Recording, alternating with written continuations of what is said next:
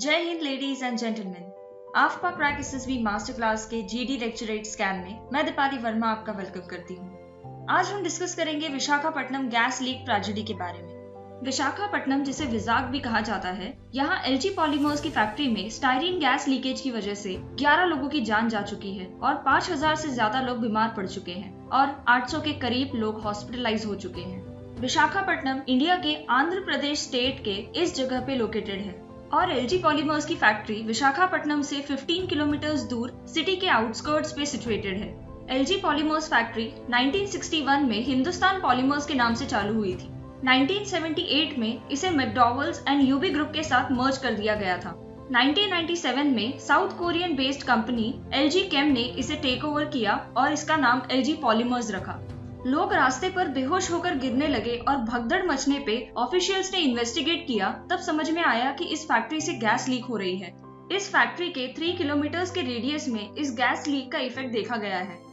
Immediate action लेते हुए इस फैक्ट्री के 3 किलोमीटर के रेडियस तक लोगों को इवैक्यूएट कर दिया गया है और NDRF, national disaster response force की एक स्पेशलाइज्ड टीम, जिसे chemical, biological, radiological and nuclear defence team कहा जाता है, इसे पुणे से बुलाया गया है। फिलहाल गैस लीक रोक दी गई है। नेशनल डिजास्टर रिस्पांस फोर्स 2006 में इस्टेब्लिश हुई थी और इसका हेडक्वार्टर न्यू दिल्ली में है। एनडीआरएफ के करंट डायरेक्टर जनरल है एसएन प्रधान। नेशनल डिजास्टर रिस्पांस फोर्स की 12 बटालियन पूरे इंडिया में जगह जगह पर प्लेस्ड है और 5th बटालियन ऑफ एनडीआरएफ है the chemical, biological, radiological and nuclear defence team, जो पुणे में बेस्ड है और इसे ही विजाग गैस ट्रेजेडी में रिस्पांस के लिए बुलाया गया है। According to the Visakhapatnam district collector, इन्होंने इस गैस लीक का रीजन ये बताया है कि स्टाइरीन मोनोमर लिक्विड स्टेट में होता है और बिलो 20 डिग्री सेल्सियस ये सेफ रहता है। ये गैस लीक रेफ्रिजरेशन यूनिट के मैल फंक्शनिंग के वजह से हुआ और टेम्परेचर बढ़ने की वजह से स्टाइरीन केमिकल इवेपोरेट हुआ और एनवायरनमेंट में लीक हो गया।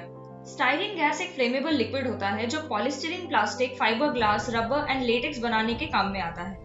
इसे plastic packaging, disposable cups, insulating material जैसी चीजें बनाने के लिए भी यूज किया जाता है। स्टाइरीन कुछ प्लांट्स में नेचुरली भी पाया जाता है। इस गैस के शॉर्ट टर्म एक्सपोजर के कारण रेस्पिरेटरी प्रॉब्लम, आई इरिटेशन, स्किन रैशेस और गैस्ट्रोइंटेस्टिनल प्रॉब्लम्स हो सकते हैं और लॉन्ग टर्म एक्सपोजर में central nervous system, kidney effect, headache, depression, fatigue, weakness, hearing loss, balance and concentration problem और एक्सट्रीम केसेस में कैंसर भी हो सकता है। इंडियन हिस्ट्री में ऐसे सिमिलर इंसिडेंट्स पहले भी हुए हैं। भोपाल गैस ट्रेजेडी को कौन भूल सकता है। 2 से 3 दिसंबर 1984 को यूनियन कार्बाइड इंडिया लिमिटेड में हुई इस ट्रेजेडी में मिथिल आइसोसाइनाइड के गैस लीक के कारण 3787 लोग मारे गए थे और करीबन 5.5 लाख से ज्यादा लोग प्रभावित हुए थे। इस इंसिडेंट को वर्ल्ड्स वर्स्ट इंडस्ट्रियल डिजास्टर कहा जाता है, जो कि कुछ लोगों के नेग्लिजेंस की वजह से हुआ था। वॉरेन एंडरसन, जो कि यूनियन कार्बाइड कॉर्पोरेशन के सीईओ थे, इस इंसिडेंट के सबसे बड़े दोषी माने जाते हैं। अराउंड द वर्ल्ड भी ऐसे कई गैस लीक इंसिडेंट्स हुए हैं जिनकी वजह से काफी लोगों को नुकसान झेलना पड़ा है।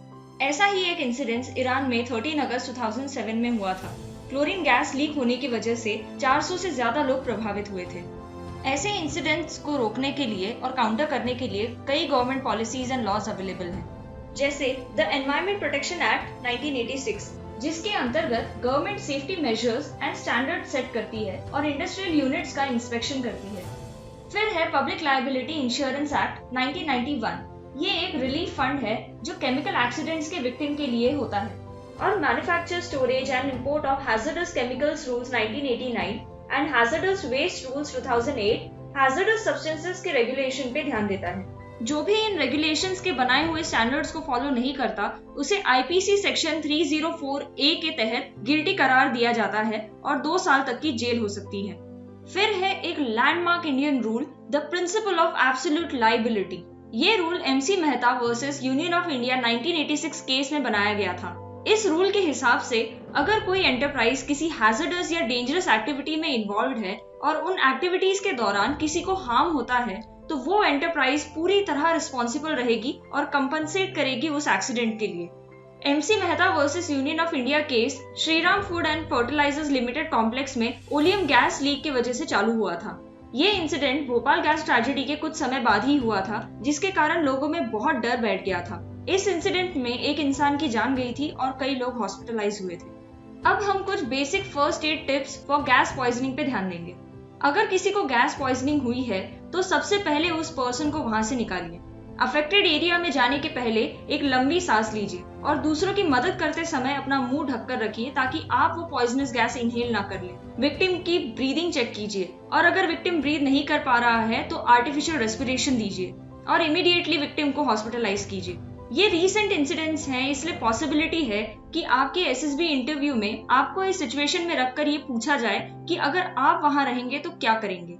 तो लेडीज एंड जेंटलमैन, ये था आज की जीडी लेक्चरेट स्कैन का एंड। जाने से पहले मैं आपको आफ्पा क्रैक एसएसबी मास्टर क्लास के personal interview mastery coaching programme के बारे में बताती हूँ। ये एक online personal interview assessment programme है जिसमें आप एक एसएसबी इंटरव्यूइंग ऑफिसर से 1-to-1 इंटरेक्शन करते हैं। For more information visit this site और कॉल ऑन 9309879820। इस प्रोग्राम की रजिस्ट्रेशन 10 मई तक चालू रहेगी।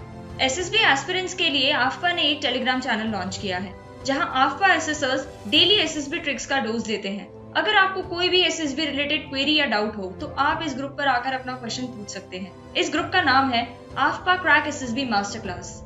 इस ग्रुप के लिंक मैंने डिस्क्रिप्शन में दे दी है, जिस पे क्लिक करके आप इस ग्रुप का हिस्सा बन सकते हैं। तो कल फिर मिलेंगे एक नए जीडी लेक्चरेट स्कैन के साथ। Till then stay home, stay safe, जय हिंद।